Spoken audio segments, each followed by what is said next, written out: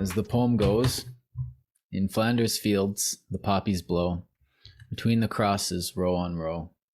They mark our place, and in the sky the larks, still bravely singing, fly, scarce heard among the guns below. We are the dead, short days ago. We lived, felt dawn, saw sunset glow, loved and were loved, and now we lie in Flanders fields. Take up our quarrel with the foe. To you from failing hands we throw. The torch be yours to hold it high. If ye break faith with us who die, we shall not sleep, though poppies grow in Flanders fields. We read this poem every year or so in Canada, and I'm sure other parts of the Dominion.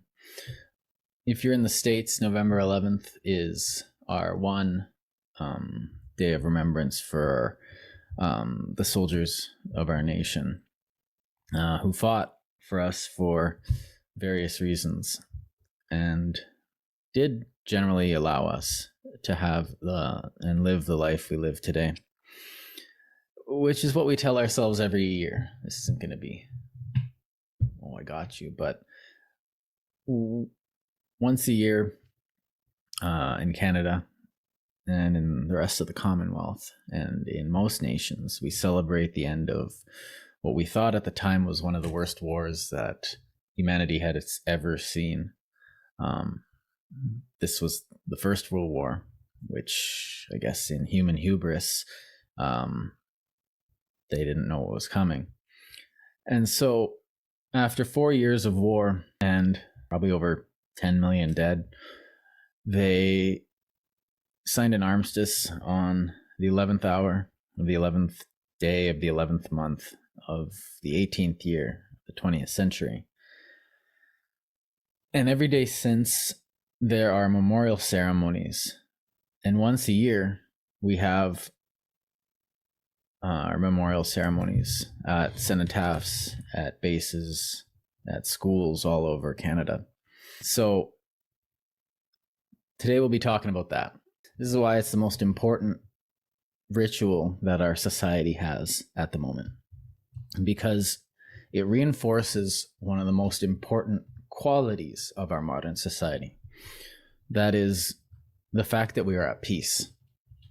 And since the end of World War II, we have generally been at, in the entire world, a greater portion of peace for longer than it has ever been before, with a few notable exceptions, which honestly in the theme of today can be seen as us dropping the ball on Remembrance Day. And the reason we drop the ball is that because we forget that in war, people die. And it's not glorious like in the movies. They're gone. That's it. They become matter. And they are not coming home in the thousands. And everyone is lost for it. Our society is diminished. Those are people that can no longer come to Thanksgiving dinner with their families. They're never going to buy their children presents for Christmas. They're never going to watch their children graduate, get married. They're never going to offer that advice that they might have. And that's why we do this, because these people did serve and did sacrifice everything they had to give to us, which is what we were being told all the time. I'm not going to say that's not true. But Remembrance Day isn't just about the past. And I think that's one of the things I want to get out today, is that it's also about the future. Because if we forget all these sacrifices and we forget that war is one of the most horrific things we can do to each other, and if we acknowledge the fact that we're never going to completely get rid of it or get rid of the tendency towards it, then we need something to keep that flame of regret and horror alive in our hearts from generation to generation. We see this in every other portion of our society where, oh, the new generation doesn't know how to do this. The new generation doesn't know how to do that. Oh, can you believe that the new generation can't drive a car just like our generation can? Well, they're young. Of course they can. They've got to learn it for themselves. It takes time to get information from one generation to the next. It's absolutely a miracle that from generation to generation, people can actually maintain the knowledge and skills and memory of anything that came before. You get one generation and they just run away from their parents. No, they go learn, they read books, but nothing really suffices for actual experience. So they actually, you can read all the books you want about driving a car, but you aren't going to be able to do it unless you actually pick up a car. And it helps if you have your dad sitting beside you in the seat going, no, don't do that. No, don't do that. No, get rid of that habit right now. And it helps. Now, we can't do that with war. Granted, sons and fathers had been going to war for ages and ages and ages. But, war changes over time. It's easy if you have 3 generations in a shield wall fighting the Persians as they come over the hill, and you vanquish them as a family. That's all well and good. War gets a bit more romantic, but even the ancients saw that war is something that causes horror. War is something not like it is in the epics and the stories. As pike and shot and horse got added to war, it still didn't change much. It was still large armies clashing against each other in isolated areas. But as industrialization took over, war became a monster that we really couldn't understand or even fathom. From Finland to Greece, there was a fire raging for 6 years across Europe. The scale of it is absolutely beyond thought. From the English Channel to Switzerland, it was the same 20, 30 years before that. And we have no idea what the next one would look like. Maybe we wouldn't use nukes. Maybe we would. Would that be better? I don't know. It's not something we want to see. And it's definitely something we're forgetting about. And what we need to pass on, I think, is the idea that all wars are dumb. Now, this is obvious. Oh, war is dumb. No, war is dumb. War is an idiotic thing brought about by mistakes in policy and mistakes in economics, mistakes in every factor, mistakes in emotional response to situations that seem more grave than they actually are. Most of the time. Now, something like World War II, we can justify because it wasn't us making the idiotic decisions that started it. We're reacting to the idiocy of others. And for some reason, we learned our lesson after the war and instead opted to issue a Cold War against the new enemy that showed up right after. Whether or not that was better or not, well, I guess fewer people died than if we would have started a nuclear war. So we learned our lesson, maybe, or maybe we were just broke.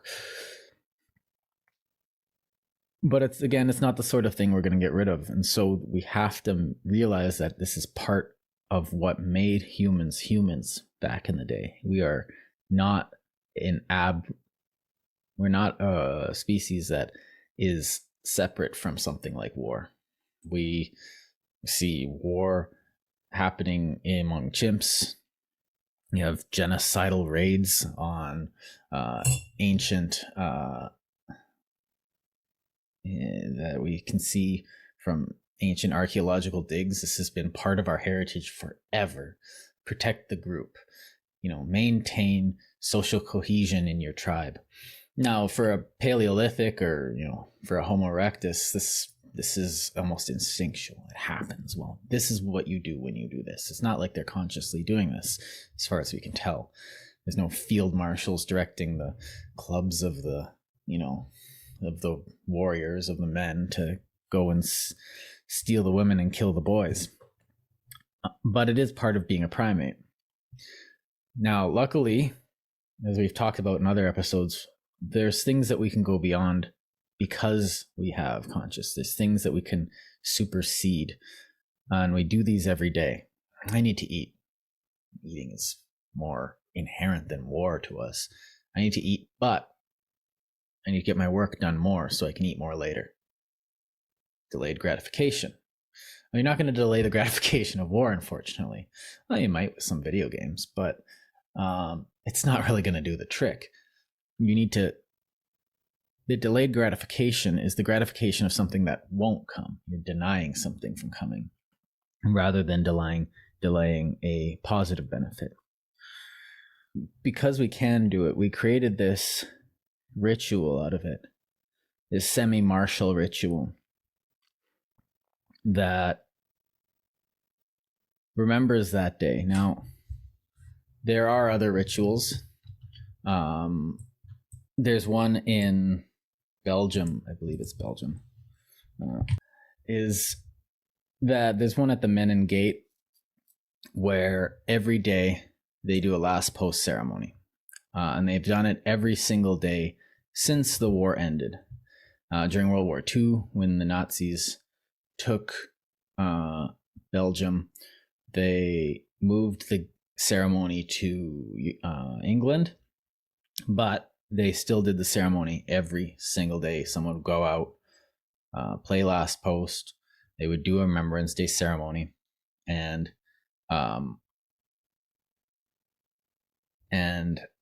perform the ritual of remembrance. Now, why would we even have a ritual like this? Well, humans can be told, but we do rituals so that we're acting out the actual thing. We're not just putting it out there. If you tell someone to do something, they can do it once. Do it like this. If you show them to do it, they'll be more likely to do it properly the day after. If you get them before every work day to say a prayer to,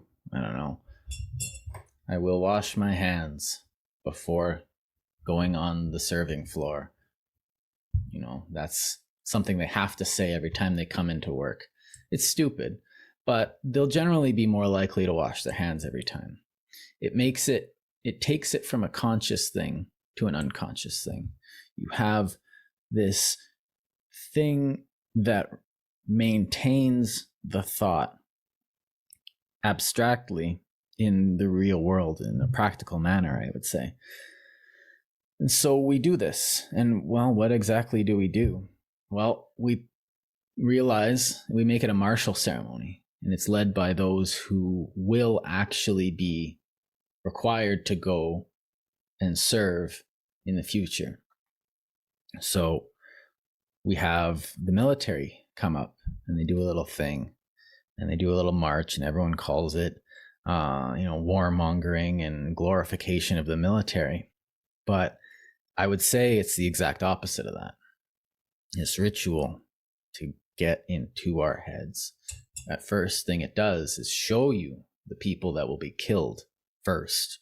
It doesn't stop with the ones right in front of you. It'll be then the ununiformed boys, and then the ununiformed girls, and then the younger ones, and then you, and then your kids. And because it doesn't stop, it swallows everything. And so it puts a face to it. And then they say some nice words. Politicians make a few speeches that don't mean anything. And because, well, as they're wont to do. And then we have a moment of silence. And this is reflection. What does this mean to you? This brings it back into the personal. You have that time to reminisce on what's going on what it means to you. What if it was you? What if it was your children? And then they wake you up with Last Post, which is kind of poetic. And they, in the ceremony, usually with a laying of the wreaths in Canada, where people pledge a wreath, usually as in remembrance of someone who was lost in war, or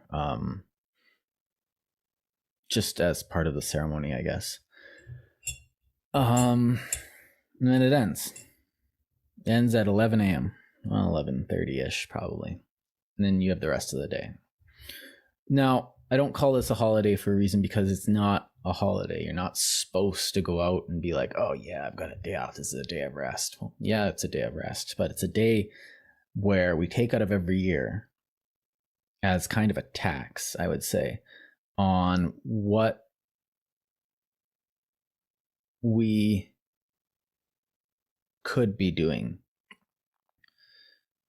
That's not a really good way of saying that, but for another year, we've ingrained this idea that war is this thing that we shouldn't be doing, and that peace, harmony, and our society are valuable enough to think through any decision enough to maybe not come to war if it ever comes to it. To maybe put pressure on politicians. Don't be so hasty to deploy the troops. But if you do, you better be sure. Well, is this what we're actually doing, one might ask? Like, is this actually what's happening, or is this just a trite ceremony that doesn't do anything? But we do ceremonies all the time. We all have our little wake-up ceremonies that we do to remember certain things. Jobs will have little ceremonies that they do. Everyone line up to punch in for work. I can't think of one off the top of my head in quotidian day, but you can't think of ceremonies, you mean? Yeah, I'm just having trouble coming up with one right off the top of my head. Oh, birthdays. Oh, birthdays. Perfect. Yeah. You're a year older. Congratulations. What are you going to do now with your life? There's an implicit thing there that we have that lets us get back into it. And so we do this all the time because we're actually geared towards not being so explicit with our lessons. We, remember not to do this and not to do this, because if you remember every single lesson as a point of data, you're not going to remember the first one. It's not how we work. So we do some abstract dance that somehow everyone understands, but no one knows the reasons or meaning to, or why we say these. Why do I read this poem specifically that I've heard before somewhere? Oh yeah, that was at the last year's one.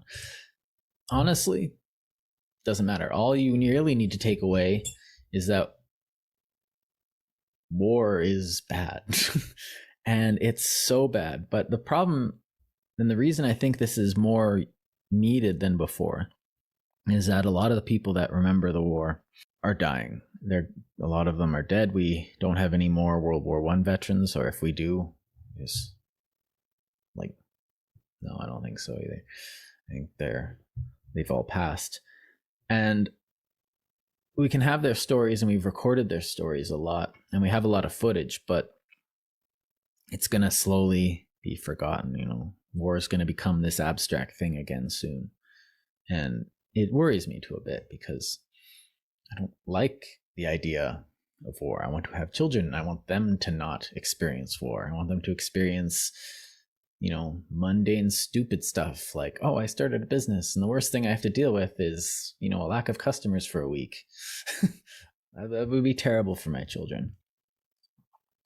And so to me, it's, again, not a nationalistic thing, Yeehaw, Canada, let's go and fight the Hun. No. This is something that's a lot more important than that, because the further away if we get from having people who are able to tell you, here's what it was like, the more and more it's going to seem like a game again. It's more and more it's going to seem like this glorious thing. And that is a real danger. You get people not understanding what they're going to getting themselves into. You get people not understanding what war actually is. Now, it's not, well, I could come through it. I could make it out the other side. I'll be a better person. I'll understand all this stuff. I'll have matured. It's like, yeah, you will become an adult. You'll go from, a 16-year-old kid to, a mature adult in one artillery barrage. I tell you that. But it's not worth it, really. And you're probably not going to be the one to come back. It's not a romantic thing. Now, I've never been. I've talked to a lot of people who have. The one thing I've gotten from them is that they have PTSD. And they don't like to talk about it for the most part. From studying history, you don't get a sense of the heroic. You get a sense of the absolute chaos that starts on a dime and doesn't abate. It seems to be something that is the fastest, most powerful thing you've ever heard, and it doesn't stop. And you want it to stop, and it just doesn't. And it's really harder to explain from that, unless you want to go and tell us yourself. But I don't think any of you guys do. And when they bring those stories back to us, what happens is, I don't want to do that. That sounds terrible. Well, I don't want to subject any of my kids. Mothers start, saying, no, don't become a soldier. Don't do that. I don't want you to do that. I know what that entails. I don't want to see that happen to my children or my grandchildren, blah, blah, blah, blah. And it's stuck in there. It's part of the cultural consensus. Right now, though, it's a safe thing. I have a lot of family and friends who have served, and it's not really considered a thing that, oh, you're going to go to a war. Oh, that's really cool, though. There's a really low chance of you dying, blah, blah, blah, blah, blah. That's not the war they're training for. Like, they're a reserve force, and it's easy to be in a reserve force, but the implication is still there, and they're still in the military. And this ritual that we perform really does reinforce the fact that these people, that implication that these people are there not to just, stand at the border. That's border services job, or to, fight internal matters. They're there as a reserve force in case the worst thing imaginable happens. And if they're not ready, well, then we've got to sacrifice more than we would have originally needed to. And I think that's probably the other thing about this whole thing, is that it's probably easier to sacrifice a day of ritual and honest contemplation rather than, the real sacrifice of bad decisions and stupid actions of politicians that drive us into places that we shouldn't go. So along those lines, thanks for elucidating some of your thoughts on the subject matter. Obviously, this episode of Frivolous Gravitas is going to be a little bit more gravitas than frivolous, but yes, I think it's in due course. It's certainly merited by the veterans who served our countries, not just Canada, but all countries who participated in the World War to prevent atrocities from being perpetuated, or worse yet, promulgated throughout the world. But I think it's really important that we have a day set aside for a couple of reasons that you mentioned. I just wanted to sort of underline a couple of them that resonated with me personally, and that's just the discomfort and how uncomfortable it is to talk and consider death and loss and mourning. But I think Remembrance Day, to me anyway, is a lot more about trying to think about the minutiae and detail in those deaths. So not just the politics and things leading up to it or the economics of it, but more specifically the trauma endured by the dying person or persons. Yeah. It's not just that they went away and then didn't come back. It's they went away and then were brutally slaughtering each other. And while they weren't dying in the process of about to becoming dead, they were scared for their lives the entire time. And they were causing that fear on other people as well. So everybody involved in war is constantly scared. They're constantly enduring traumas over and over and over again, watching people, whether it's a bunkmate or somebody they've never met before on their own side, coming back from like a stretcher or in a medic tent. Or my grandfather was a denturist. So you can only imagine, I don't know, I got a thing with teeth. Like it just makes me cringe to think of like broken teeth or whatever. But like to have a young 20-something-year-old denturist just witness inflood after inflood of people's faces being blown off, like even the ones that didn't die, that's just, it's disgusting and it's disheartening and it's just... Well, it's even more inane than that. I remember being at Monte Cassino where that major battle of the same name happened in World War II. And you're at the bottom of the valley and there's this mountain, and then there's with a monastery on it, and the monastery's gorgeous. Go check it out. It's sublime. And then there's another mountain behind that.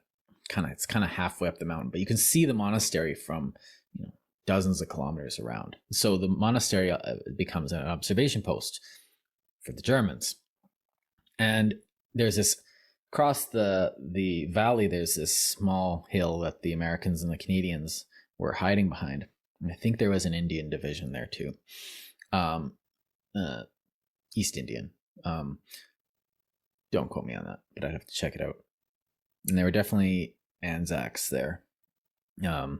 But there was an American division that was performing a advance across the open area to essentially take fire and act as a when you advance in one place, you never really advance in one place. You want to advance in multiple places to have the enemy guessing which is the real advance, which is the actual push. And so if they choose wrong, well, you get to advance. Now the problem is that when you're advancing like that, you're spending lives to do it. And so on one of the advance, the Germans had the area zeroed in, and hundreds of American soldiers were just walking through this muck, and the artillery came down and wiped most of them out, just like that. And it was for an advance. It was necessary. This is a war in which there were millions on either side. And this wasn't isolated at all. In north of Ortona, there was also a hill that we saw, and there's this it was kind of one of the heaviest things or more emotional times of the things. They got us to they brought us to the war grave memorial that the Italians had been keeping up amazingly. They were pristine, the Canadian War memorials, and thank all the Italians for that. And at the bottom it was at the bottom of a hill, and the guide says, okay, so everyone in this grave in this park, and it's like the size of a football field-ish, filled with these graves, row on row, as McCrae said. And it points to the top of the hill, and she says, everyone in this cemetery died advancing to the top of this hill. And there was one machine gun nest up here. And so you imagine, well, we have to take the hill. Well, how do you take the hill? You walk up the hill. And you know that there's a guy who has a clear view of you, and you still have to walk up the hill. About 120 Canadian soldiers, in addition to some British, American, and a couple Soviet observers actually died there. And you were looking up saying, would I be able to walk up that hill and just die in order to advance over one hill. And, well, they're being ordered to, you know, they have an element. No, this isn't the Red Coat Army anymore. These are free soldiers who are having to make that choice. And yeah, you don't really have a choice, but you are not guided by fear. You know, you're more afraid of your drill sergeant than you are of the enemy, kind of thing, like they had in earlier centuries. And so that is something that makes it, I don't want anyone to have to make that decision. I don't want to have anyone be like, well, I guess this is it. Over the top we go. Then like World War I was even dumber. Like you think, haha, I shall go and I'll be the one. I'll just stab like this and then I'll shoot like this and then I'll, you know, tat, tat, tat like that. No, you poke your head up and then it's over. You know, someone just clicks the remote off on your life. That's all it is. There's nothing romantic about it. And that is, those horrifying stories that I'm telling are real. They are a good reason for us to remember to be careful. And these are the stories that need to be shared, I think, because it does end up kind of looking like an adventure after a while, I would say. Yeah, and along those lines too, I think it's really important to also keep in mind that the heartache that the people must have been going through to have to witness that and then 5 seconds later take another step forward. You know what I mean? So the guy who pops his head up and gets his head blown off, the guy standing right beside him had to pop his head up next. You know what I mean? So like that type of thing is just often overlooked when we think of like the imagery that we'll see in movies or from poetry or from pictures or drawings or anything like that, or from stories written. It sort of discounts that minute by minute of actually having to live through it and deal with it and see it. And those types of traumas, I think, are the reasons looking forward into our future, more so than just the death, because death happens all the time. You know, and I don't say that just to dismiss it, but what I mean is that's not the harshest part of it. It's the survival part that's actually worse, because then you're enduring the long-term after effects of it, but also it's like prolonging your death. If they die 3 years into the war, that's 3 years they spent being traumatized before dying. Mm-hmm. You know what I mean? Like that's a really grueling and harsh way to die. Even if the final end was really quick, they suffered tremendously before that point. Even aside from that, like you get like just being in a trench is uncomfortable. And that, like, you know, those days where you just can't get comfortable and you're just having a bad day. That's every day in the army when you're at war. That's every single moment. And then you get into combat. Now, the weird thing about combat is that it puts you into this weird state as far as, I guess psychologists can tell.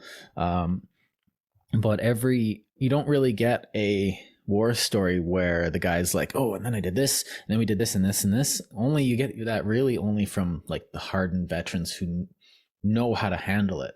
But most people that get into it for the first time, especially when you listen to I guess what they call it now is oral histories, but firsthand accounts of oral history is just a recorded firsthand account. I'm going to make a lot of enemies with that for some reason. But these testimonies say that, you know, I don't really remember what happened. It just kind of was happening around me, to me, by me. Like it was just happening. I wasn't really there. It was just, and one of the things that happens after is that the adrenaline rush kicks off, and you know your entire body just kind of goes. You know, you start crying. You're completely emotionally, physically, chemically drained. And one of the things that happens is that you don't actually remember what you did and why. It's just kind of some stuff that happened. I remember hearing one. I think it was a story from the Falaise Gap battle in Normandy, south of Normandy in World War II. And in this battle, this soldier was saying, well, and I was running this way, and I remember, you know, running this other way, and then there was a tank, and I somehow didn't die, and then I ran over here, and then I shot a guy, I think, and then I was over here, and then the battle was over, and it was a jumble of nonsense. Most times it's really hard to gather what actually happened, because it's just so chaotic and the person in it can't possibly fathom what things are happening. Meanwhile, like, because we have the urge to remain alive being such a core of our being, anything related to death or other people's death creates a response in us of get out, go away, don't be here, don't do this. And they've been fighting with this probably since, the war started. It's like, oh, this could be it. And now it's like, well, this could be it. And the body's just like, get out, get out, get out. And the body will do whatever it possibly can to get the body out of there. Whereas your brain's like, no, this needs to happen. And there's probably sometimes really good reasons for it to happen. If the Russians are at your doorstep or the Germans are at your doorstep, poor Poland. If you're a Jewish family in Warsaw, like, you have a really darn good reason to fight. But your body. But even then, nobody could have imagined the war, camps. You know what I mean? Like, no, Auschwitz wasn't even fathomable before it actually was erected and built and set up, and they started using it. If just the whole idea, like, now that we look at it in hindsight, we think like, yes, this happened and it was awful, but like, it was unprecedented before, and that type of fear is a type of suffering that's no lesser or more so than any other, but it is deeply profound.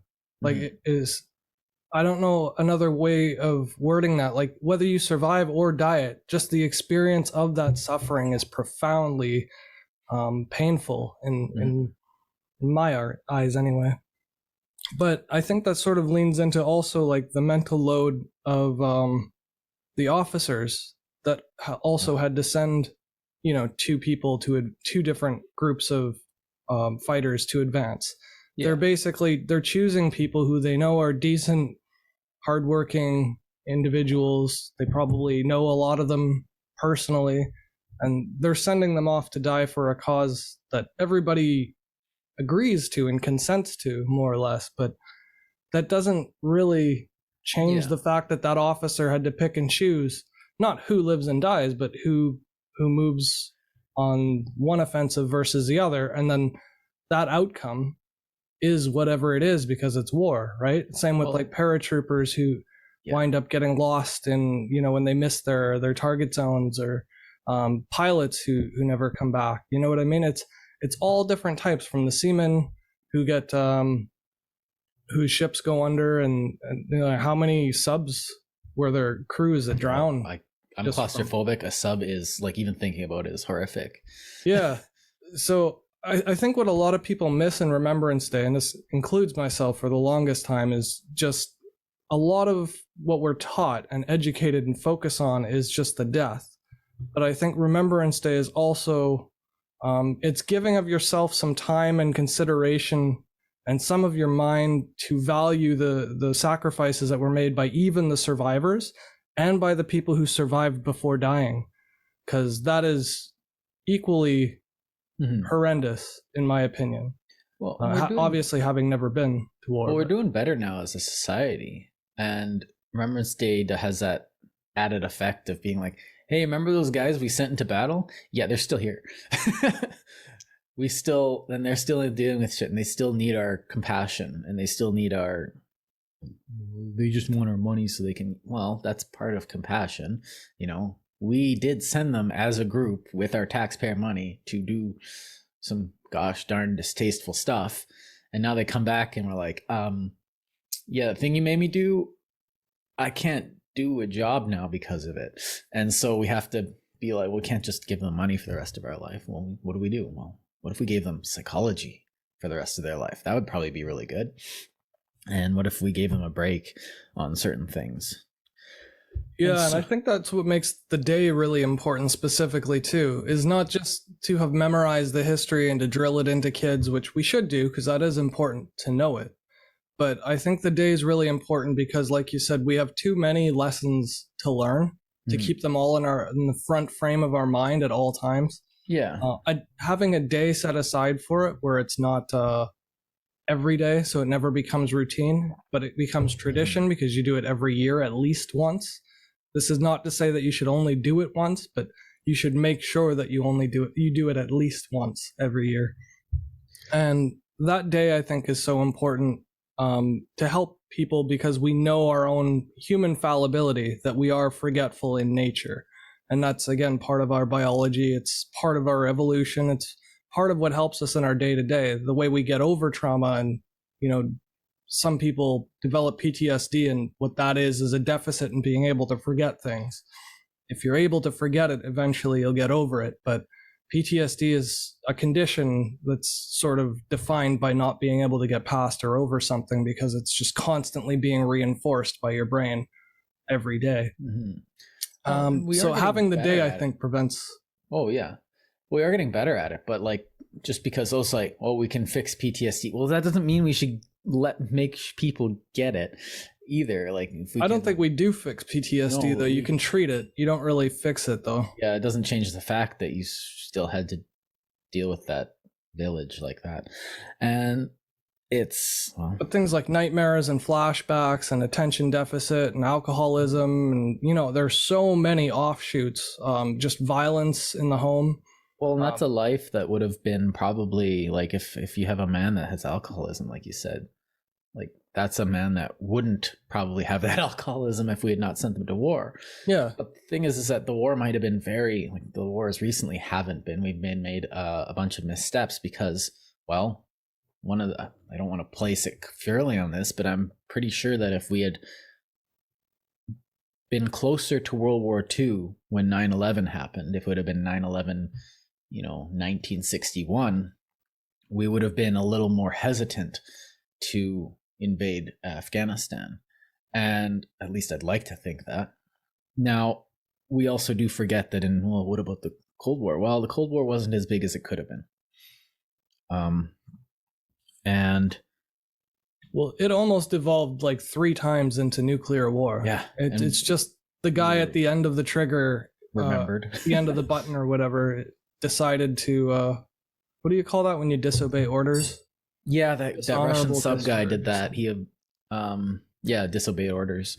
And but it's happened in the States a bunch of times too, at least 3 or 4 times just in my lifetime, where they've lost nuclear weapons, whether in transit or whether it was from inventory record keeping errors, or I think one was even stolen. Yeah. From an Euro event. But even the Cold War almost became worse than the Second World War. Mm-hmm. It was that close. And to sort of shrug it off and dismiss it because the stats don't show it. No, I'm not saying it's just I think the fact that it didn't get worse than it did is kind of a testament to, but it takes constant. The thing is that this drive to deal with the bad guys, not the bad guys. Well, the communists were definitely not the good guys. If you have gulags, it's usually a sign that you're the baddies. But that doesn't mean we should be going in and killing them all. That's if they're at your shores. This is kind of my kind of rule of thumb, which is when should you get involved? Well, if they're shooting your people, that's kind of don't start a fight, but always finish it, sort of thing. Or if the people are begging for help, that's another situation too. The Jewish people begging for help when they couldn't help themselves after they'd already been rounded up and, herded into concentration camps. It's a bit late to tell them to arm themselves and train themselves and form. Well, they did form militias on their own, and I don't think the West really believed what was going on with the Jewish people. It's my understanding that they didn't want to get involved until after they knew the horrors of the atrocities, years and years later. Well, the leaders had an inkling of what was going on. You'll see shock news articles every once in a while being Churchill knew about the camps. It's Churchill knew, but Churchill didn't know. He suspected because really the communist information net, not the communist, the National Socialist Party of Germany, they were keeping very tight control on it. So the West had an inkling. The general populace had no idea. They knew they hated Jews. Everyone knew they hated Jews, but most of the Jews were being deported before any of this was happening. Most of them were leaving, just being like, nuts to this. I'm going to America, or I'm going to Britain or something. But even a lot of the German soldiers weren't aware of what the camps were actually doing. They knew the camps were set up, but they couldn't, in their wildest dreams, have thought of a whole bunch of people, like thousands and thousands of people starving. They might have seen them pushed onto the trains and hosed down, and they might have thought that was the worst of it, maybe. Well, then you get them, and then they're telling people like, well, this is for their safety. And then the Germans are like, oh, that's nice. Well, they're safer this way when they're not around us. Because, now we can have our place and they'll have their place somewhere else and out of my mind, so I don't have to think about them. But like most of the population didn't know. But then when they were discovered by the Red Army and the Allies, that's a bit of a Freudian slip, sorry. Is that the West learned, and it made the papers instantly. But this is, war is this thing that the Holocaust itself is a valid reason, I think, to do that. And I think, that's why we were so frustrated with Rwanda, because it's just like, well, people are genociding each other and we're not doing anything. But that's why I say we run the risk of forgetting again, because as much as we'd like to think that we're doing better now, I don't think we really are. It's just that the same degree and scope of atrocity hasn't occurred again. But I mean, we not only ignored Rwanda, but they ignored Rohingya in Myanmar. Chinese concentration camps exist today. And we're still trading with China. Like, there's no sanctions whatsoever, but they'll sanction other countries like Iran over oil. And, after having given them reason to dislike America. Yeah, you know what I mean? But like the way we pick and choose who we sanction and who we decide to do business with, I think the easiest way to prevent somebody from a government from harming its people is to stop doing business with them, not with the people, but with the government.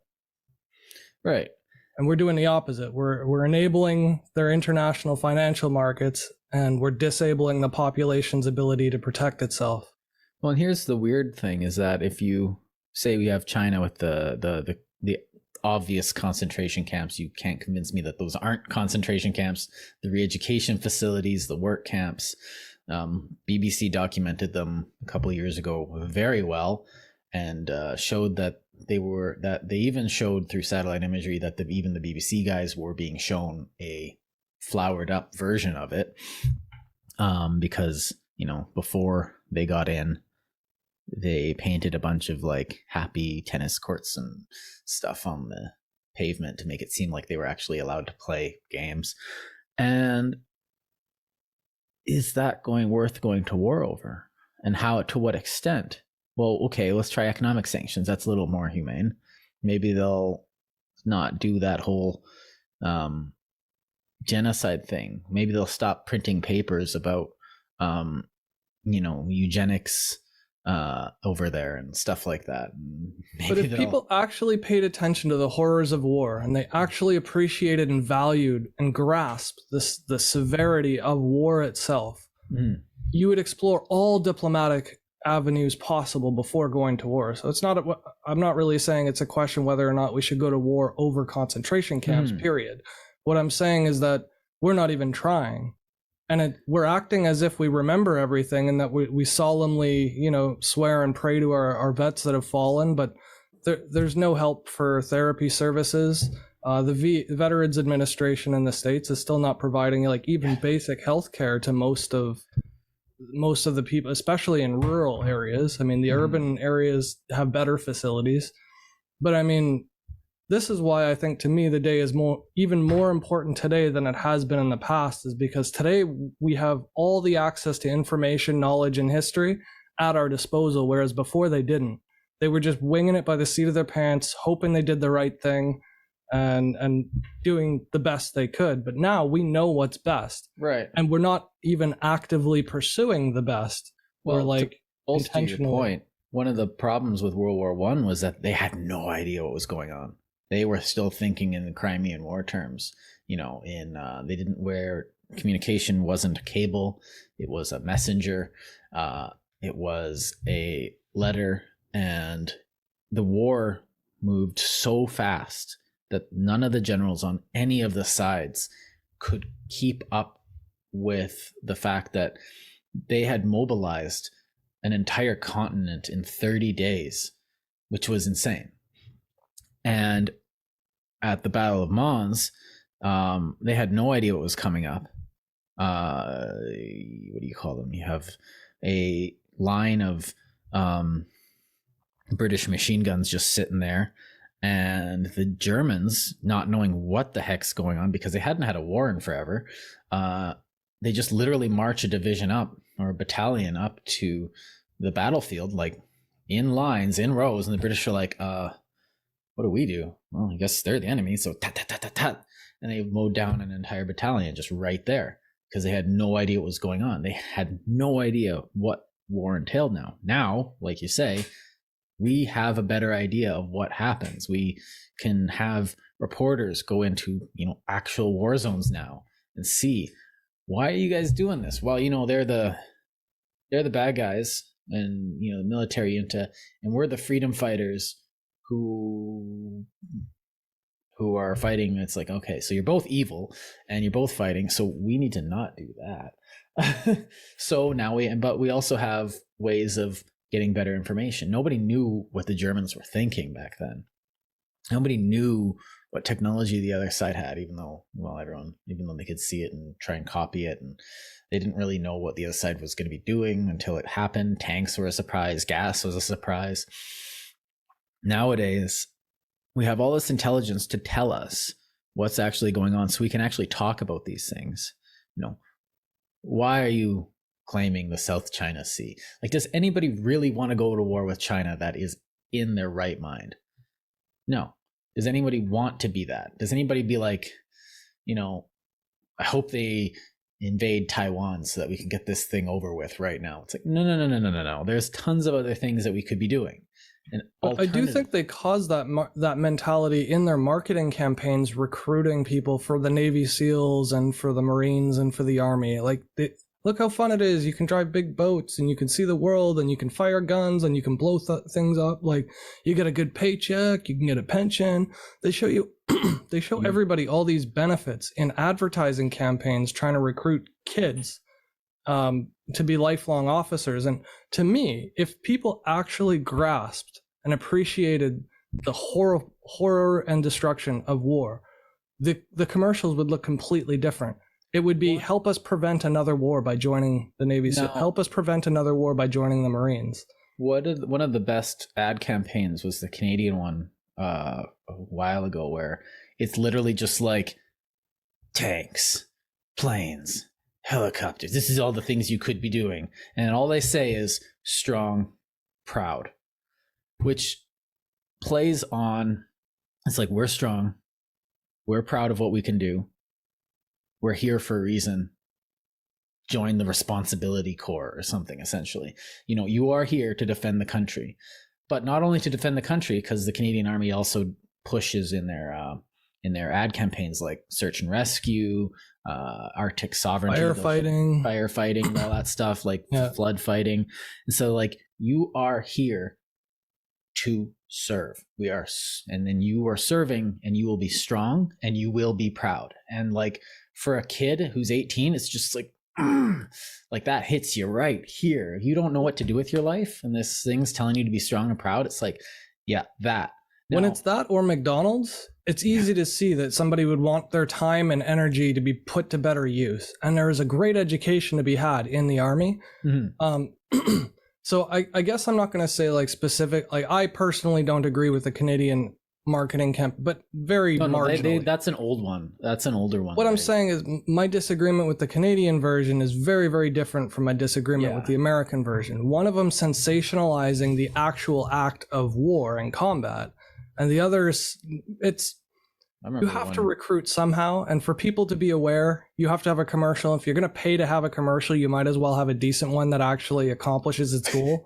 So like, I get it. You gotta advertise. The Marine Corps, where it's just like the guy like fights a dragon, he slays a dragon, and then he like turns around and the sword's a Marine Corps sword, and he just goes, and all of a sudden he's in his dress blues doing drill and shit like that. And that got people. And then there's the ones where it's like, you can save civilians, and that got people. Like they're not just targeting one type of person. But the thing is that we do need a military. Controversial opinion number 734. But we do need an army. And in our society, and this actually leads into my next point after this too, in our society, the army is not the ideal place to work. So you have to kind of be like, there could be a war. Do you want to be one of those people who are defending the nation, blah, blah, blah, blah, blah. And so, yeah, war is dumb, and you have to convince them that war is somehow romantic. And then the moment they hit boot camp, that romance dies. There's that. And because, he's just like, oh, I'm going to serve my country. And you see all these cornflakes go in. Okay, yeah, I do know a lot of military people. Sorry, I'll stop using military memes. You see these privates and stuff go in, and they're like, oh, yeah, I'm going to do this and do that. And they're wearing their kit in public, and, you have to tell them not to. And they're really proud of the fact that they're doing it, and they should be. Because it's very dangerous and almost, for some reason, because of reasons I got into before, a necessary thing. Now, the fact that it's small is a testament to our country and to our society, that we have trouble recruiting soldiers in our society. Like, there's a huge problem, and it's actually being a detriment to the readiness of our military. It's almost too good, but there are still, things that we need to maintain in order to have that kernel of military readiness, because what you want is the core that if we do hit war, what'll happen is that what we have as a military now will form the leadership corps, and then they'll be able to and train everyone else. They'll have the skills that they can pass on and all that. If we lose that readiness should be the means to the end. Like it should be a deterrent, so that you never have to use it. You have a qualified and competent army and military establishment. Now, Kissinger said, well, they're diplomatic pawns. Yes, Kissinger, but you're being a jerk. Because these are still people. Well, it's just like, well, they're just dogs that we use in diplomat. Yes, you have an army, and you bring that to the diplomat table, and everyone puts their army down on the table saying, all right, we all have our armies. Yeah, Switzerland. Oh, no, you're good. And so, actually, Switzerland has an amazing. Yeah, they got the Vatican army. Yeah, well, the Vatican has a Swiss army too. They're so good. That's what I said, yeah. And everyone brings their armies to the table, and now they all have their armies. Everyone looks okay. Yeah, we can all kill each other. Yep. You show your army so we what you can do harm to us. Okay, good. Now we all can do army. Let's talk about wood trade. And so everyone can see that everyone can hurt each other. Good. Now you can delete that. It's like a math equation. Everyone's army cancels each other out at the diplomat table. But if two countries are side by side and one doesn't have an army and they don't have any trade agreements, one side's going to be like, well, what are you going to do about it? You going to attack me with what? Nothing? Okay, bye. I'm going to do whatever I want. That's why I think Remembrance say it's really important to reprioritize diplomacy. Yes. Because that's the thing that falls to the wayside when we forget. Right. And the thing is that we can guarantee with Remembrance Day and all this stuff that we can be diplomatic. We can do this. But there is no guarantee that the guy on the other side of the table, of the diplomacy table, is going to have that same mentality. He'll have the war drums in our head. We'll be like, oh man, we're going to get a good trade deal going. This is great. We'll stop this enmity between our peoples. And the other guy will come to the table being like, wartime, let's go. And it's like, Canada's no threat. We can take their Arctic sovereignty whenever. The Baffin Islands, like, kick all those indigenous people out, and all that oil will be ours. So, okay, we could trade for that oil and it'll be better. And this, I guess, brings me to that other point, is that war is extremely wasteful. And this is kind of one of my biggest points, is that diplomacy and, like you said, can't be understated enough, but I've been wanting to get to this point for a while, is that if someone comes to the table with war drums in their heads, we can do our best to try the diplomatic action.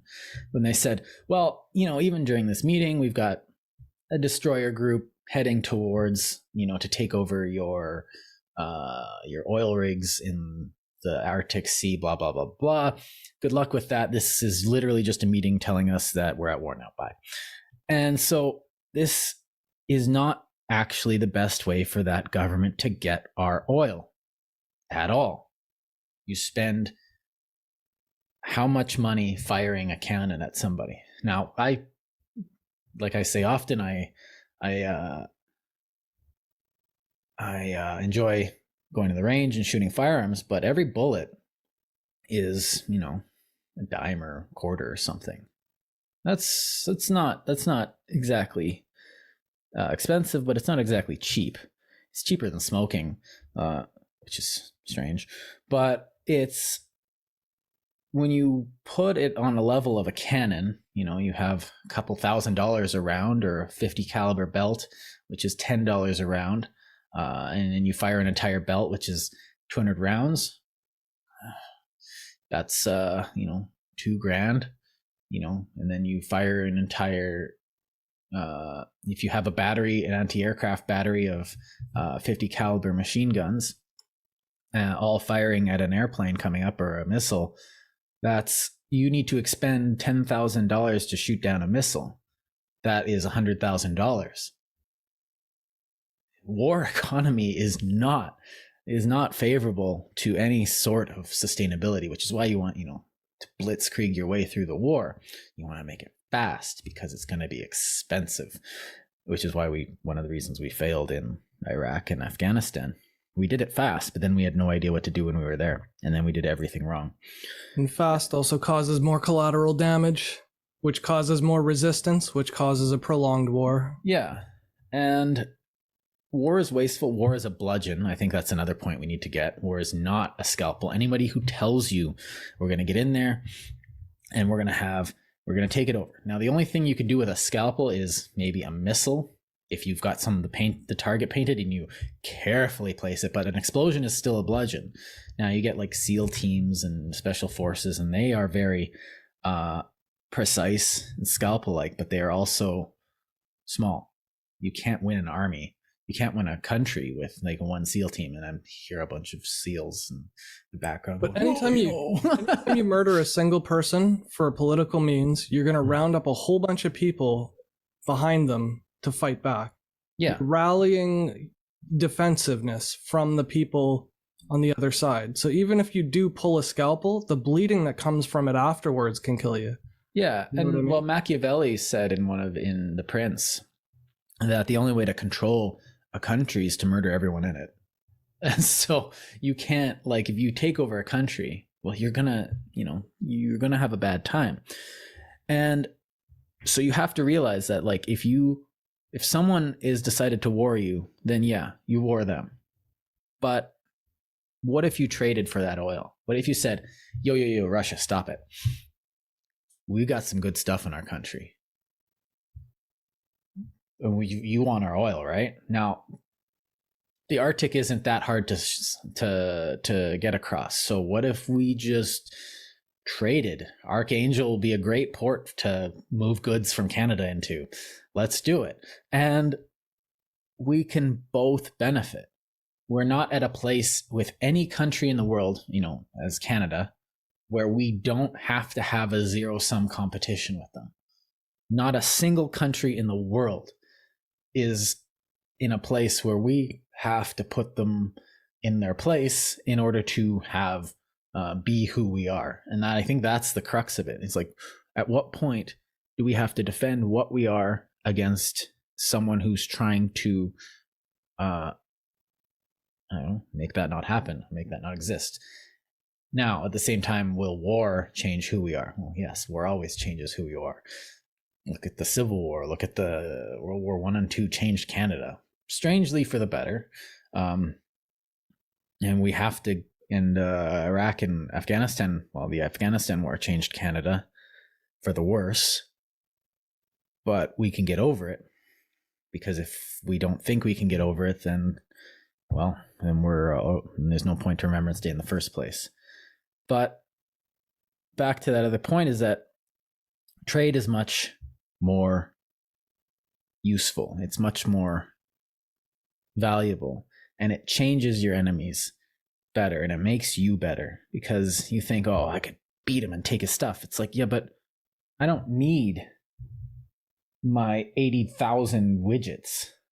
I want what he has. Maybe he wants some widgets, or maybe someone by something he wants my widgets, and we can do a whole thing.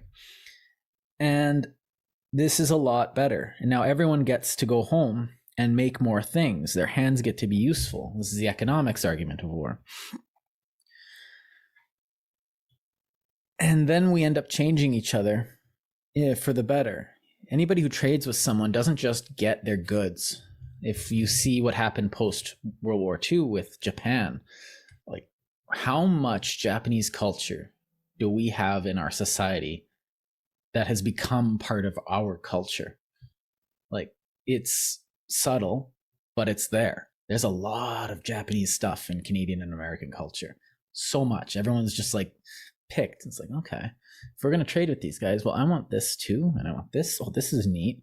And, you know, the Germans gave us a bunch of stuff. The British gave us a bunch of stuff, because people will come over here and will take the stuff, not through war, but through like, oh, that's a neat thing. And cultures will blend, and we'll get a better culture from merely just not fighting with each other and learning from each other. Because if you kill them, you don't learn anything from them. Like the first Burgundians, what did they offer? Nothing, because the Romans killed them all. Like to a person, they surrounded their territory and just kind of went in. And they had nothing to contribute to human society after that, which is a shame. Although anyway. So I'm not sure an economic argument needs to be made, though, for the need to remember the horrors of war. No, it doesn't. But it's because we're making an emotional ceremony where we're trying to have this unconscious reaction. We're trying to instill this thing into people implicitly, so that we don't have to say it explicitly. And then but I think the economic side to the remembrance portion, though, might be more to do with like family and quality of life enjoyment and things like that. Yeah, well, would you rather as opposed to trade? Yeah, well, I'm saying trade is the alternative, but at the same time, but we can all live without other people's stuff. I mean, some countries need energy. Places like Ukraine doesn't have a natural energy supply, right? So having Russia cut off their oil in the winter means that Russia can invade Crimea. Mm-hmm. That type of political action, like that type of plan, I think comes about when leadership decides that they want to exploit another group of people. Mm-hmm. The exploitation thing is the part that causes war. Mm-hmm. So what I think you're getting at is to say that if we engage in synergistic uses of our energies and planning, we're all way better off than even if you succeed at the quickest, shortest, cheapest war. It's still more costly than just dealing with people individually through want and through economic terms, as opposed to force. Right. And I think you right? Yeah. Because on top of that, I don't like our kids go to war for stupid reasons. And so our sons go to war because they're stronger, more belligerent, they're jerks, which is why the kind of person we want on the front line holding a rifle. We don't want nice people up there. But the nice people stay at home and they're not untouched from it. They're now having to put off their I want to be a clinical psychologist so I can help people with PTSD. Well, we need those, but now because you're at war, you're working in a bullet factory, you're working in a tank factory, you're building drones, you're building ships, planes, ammunition, kit, all these things. You're filing paper, you're writing letters to families who've lost their kids. Nobody wants to be doing any of this stuff. They want to be doing what they can in society. And war puts every one of those people's dreams on hold for the group's needs, existential needs. And if it's not an existential need, well, then it's a bad war. And it's that simple. And this is why it's wasteful. And your point brings up another point that I've completely forgotten. What was your you said your last I was talking about quality of life. Yes. So things like when your country's at war, your nutrition suffers. Mm-hmm. Your child rearing suffers, your education suffers. Your healthcare might actually get a little bit better because you got people more practiced at, field surgery and stuff. Yeah. But that's not a good reason. we can practice on people who get sick naturally and just, figure it out. And we did like any of these like side benefits. Like I have a book here called The Worth of War, which it's a worthy thought process, but any like, I think that's a lie, because everyone talks about how we get these benefits from war. Well, you can't deny the benefits that World War II gave us in technological, ascendancy, blah, blah, blah, blah, blah. It's like, yes, I can.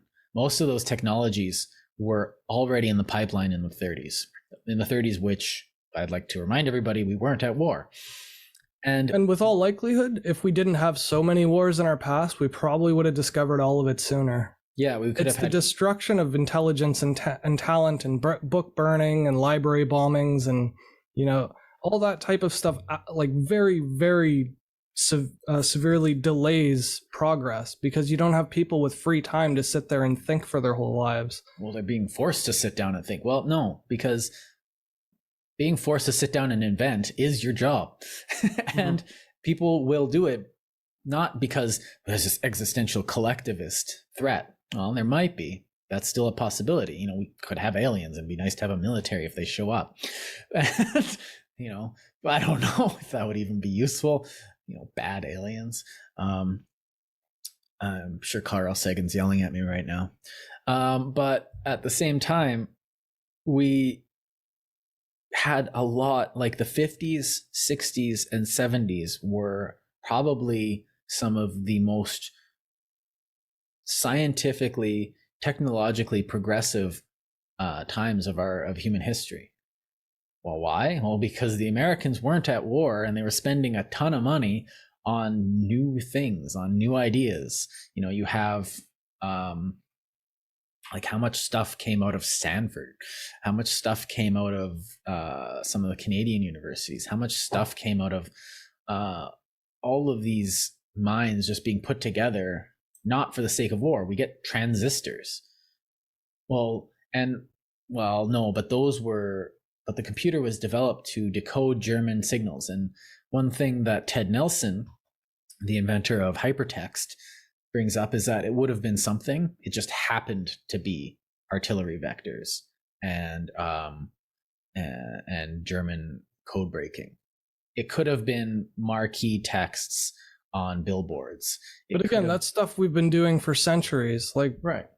Hash scripting has been done. Like the Caesar cipher is one of the earliest popular mentions of encryption, but like we've been encrypting messages since the beginning of time, since we started writing, because it's just like a fun puzzle for our brains. And just like with transistors, Boolean logic was invented or discovered or realized, or at least it was first published scientifically in like the 1800s, I believe. Yeah, it was Ada Lovelace and Babbage. Although because of the culture war, Babbage is getting thrown to the dirt and Ada Lovelace is being hailed as, well, she was actually the one with the idea. But one of the biggest parts of like the Renaissance was that ability for people to not... were before transistors. Sorry, go on. One of the biggest parts of the Renaissance that brought the rebirth, the Enlightenment period, was the fact that people had time to sit at home, get an education, raise their kids properly, and do productive labor.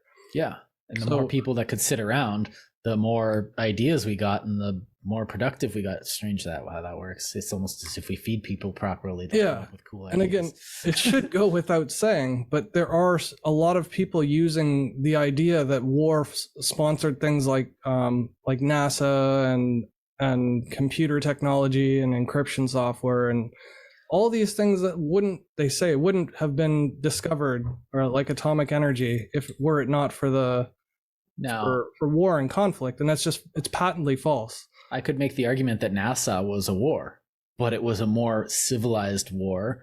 It's like who can get into space first more effectively. Competition is different from conflict, right? Yeah, like you can have healthy competition between countries without it escalating to murder, and like destruction of property. The biggest thing is destruction of property, because if you think about the cost of rebuilding, the investment cost, you're not only taking money out to build something new, you've got to demolish what was there, get rid of all the refuse, and then bring in more stuff with fewer people to do it and with fewer resources to do it. So it's like it compounds the cost of everything when you have a war that's destroying property. Because you can't rely on old property to help you build new property. You have to build it from the ground up while also taking that ground and leveling it first. You're adding a whole layer of complexity to a job that should have been additive rather than supplementary. Well, the Americans after World War II were essentially spent trillions of dollars to rebuild the entire world. And I think it was the Marshall Plan, Act to promote world peace and general welfare, national interest in foreign policy in the United States through economic, financial, and other measures necessary to the maintenance, blah, blah, blah. Okay, whatever. But the European Recovery Program, also known as the Marshall Plan. Now, it wasn't just the Marshall Plan, there was also like Lend-Leasing and all that. But the Americans saw the necessity of not being just like, yeah, we're king of the hill. No, they were like, Japan's destroyed, Germany's destroyed, and mostly because we destroyed it. Well, what do? Well, we can't just have them stand up and try and destroy us again like happened in Versailles. We learned our lesson. So what do? Well, let's send them all of our money. And they had just spent all their money on war, and then they turn around and spend more money to rebuild these countries. They just be like, what do you need? This? Okay. And it wasn't just countries touched by the war. There was also, money going to some of the neutral countries. Most of the countries in Europe had gotten money from this. I'm looking here. Portugal, Britain, Ireland, Iceland, Denmark, Greece, Switzerland, Austria, Turkey, like all these countries had gotten economic recovery, and Americans pretty much rebuilt Japan and Korea. And what did they need to do? No, because they knew the necessity of doing again. Now, see our forgiveness episode as to why. You need to not have another Versailles where everyone gets angry at you.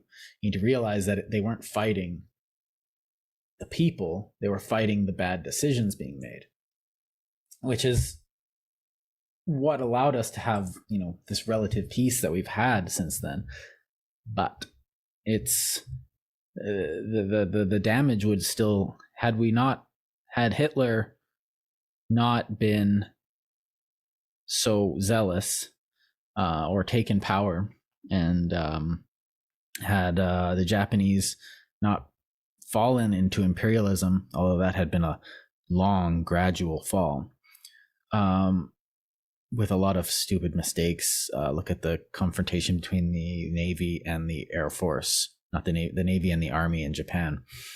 Then we wouldn't have had to rebuild them. The people would have still been there, and we would have been able to live with those people and have their knowledge. But they're gone. The property is gone. The cultural heritage of the Germans and the Japanese was halved, at least. How many manuscripts did we lose? How many poems did we lose? How many songs did we lose? How many poets did we lose? How many books aren't written? How many books were erased? This is a lot. We're essentially committing to burning the Library of Alexandria every time we go to war. And It's like trying to fix a catastrophe by causing another catastrophe. Like, well, that's what Versailles was. It absolutely makes no sense, except in very, very rare circumstances. No. Like I said before, it comes down to a judgment call and personal preference one way or the other in most cases, because it's not like somebody's just going to walk across a line that invites everybody to attack them. What they're going to do is push their boundaries the same way Russia and China and India and Pakistan and Iran. Yeah. The same thing every country is doing today. They're pushing their boundaries to see what they can get away with, because nobody wants to instigate all-out war as a retaliatory action for one committed offense, so long as that one offense is only incrementally more egregious than the last. But Remembrance Day should be what helps us stop trying to push that front line. If we could all remember properly and adequately, there should be reason enough for us to not try to get the best deal and just have a deal that is mutually beneficial, as opposed to, as you were saying, the mutually exclusive deals where one side has to benefit from the loss of another side. In business, synergies work best because they're resilient to change and to shift and to black swan events. They're more sustainable in the long run, and that makes them more profitable overall, even if not in the short term.